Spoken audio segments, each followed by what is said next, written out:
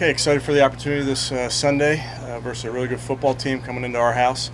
Really excited to see that place at full capacity. I haven't seen that yet. I've heard the stories, so looking forward to all of Northeast Ohio coming up for this game. I'm looking forward also to, or not, I shouldn't say I'm looking forward to. I'd get the message out that Coach Stefanski wants you in your seats when kickoff hits. All right, no empty seats, and I want full-throated effort for 60 minutes.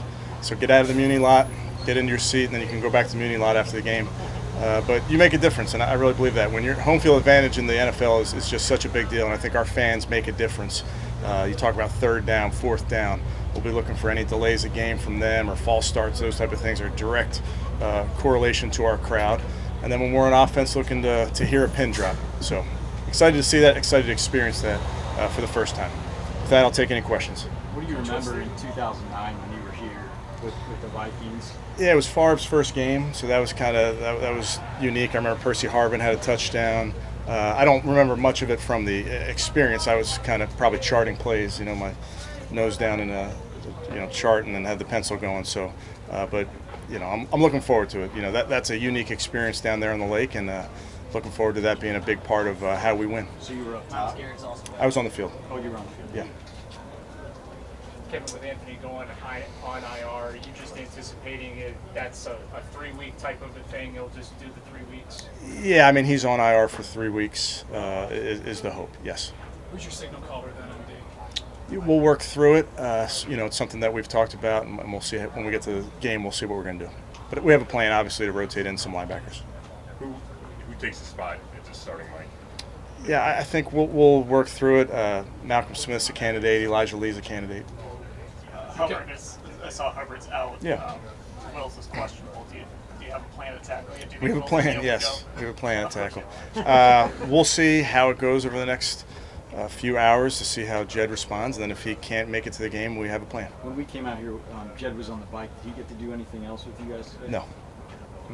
What kind of job did Anthony do last week, though? First time calling the signals, running the defense. I know he led the team in tackles. How did he play? He did a nice job. He's a big part of what we do. Obviously, schematically, X's and O's, he's a big part of who we are. He's a great leader. He's going to continue to lead, even though he's not playing. But he's going to support his teammates. Could this mean a bigger role for JOK? I think for all those linebackers, everybody's got to pick up the slack. You talked earlier in the week about Lovie Smith's defense, how likes to force turnovers. Does it require more patience from the offense to go against his style of defense? I think there's certain defenses that require more patience, not just the Tampa 2. There's also, the Hawk 3 teams of the Seattles of the world that try to limit your explosives and keep things in front of you. So certainly requires discipline. It requires a lot of things, really. Precision in the pass game, landmarks, spacing, timing, accuracy, all those things. Kevin, I think some coaches have a rule: if you don't practice, you don't play. Do you have that rule? I think my rule is I'm going to treat every case by case. Kevin, did you guys hear anything from the league regarding Ronnie's situation in terms of sideline comportment or anything like that? There was a memo that went out to the entire league just reminding people, staff members, how you need to conduct yourself on the sideline. Kevin, each situation's different, but are you, or maybe organizationally, are you predisposed to want to go for it on fourth down when that comes up? I'm predisposed to trying to make sure I give our guys a chance to succeed, and whatever the situation calls for, we want to put them in a good position to succeed. On game days, are you making that decision alone? I know you guys probably go over it here before that, but who's kind of involved in that decision, I guess? Yeah, I mean, ultimately it's my decision. We have a group that gets together Friday morning, talks about all the things that might come up from a game management standpoint, talk about what we want our chart to look like on 4th and 1, and then we have just good discussion throughout the game. But ultimately, I make the call. I think last week there was a stat. There had never been a week where more teams went for it on fourth down. Do you think there's anything to that, or you think it was just the circumstances that people faced? I don't know. I mean, I know I pay attention to the trends around the league, obviously, and it's the risk reward. Defensively, if you stop them, you get the rock right away. So, we'll see how it plays out this week. We just want to make sure that we, as coaches, are calling the game that is called for.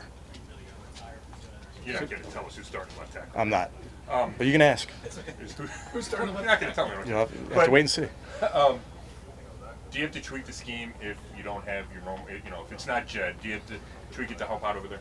I would tell you, Scott, that you see who's available to you on game day, and you make a ton of decisions based on that, and that's really across the board.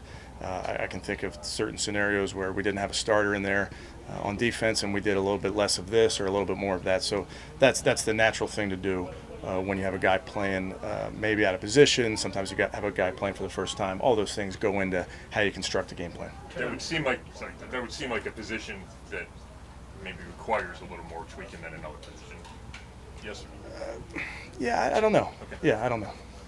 I'm sure you share Coach Prefer's confidence in Jamie. Did you feel a need to talk to him at all? I mean, I'm sure it's a regrettable mistake, and he's not going to let it happen. Yeah, he's a pro, Tom. Yeah. We're past it.